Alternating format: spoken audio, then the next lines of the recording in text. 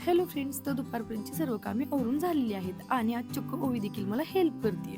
व कितीही कामं आवरली ना तरी काही ना काही नवीन कामेही निघतातच, हो ना.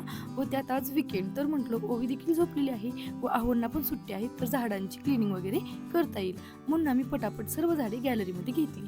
आणि केवढी ही धूळ आणि झाडांची ग्रोथ चांगली व्हावी असेल तर आपल्याला झाडांची काळजी घ्यावीच लागते. आणि बाल्कनी एक्सटेन्शन केल्यानंतर आम्ही ही सर्व झाडे घेतलेली आहेत आणि अजून बरीच झाडे घ्यायची बाकी आहेत. चला तर मग पूर्ण झाडे क्लीन करून झालेली आहेत व झाडे सुकेपर्यंत पूर्ण टीव्ही युनिटची क्लिनिंग देखील इकडे माझी चालू आहे.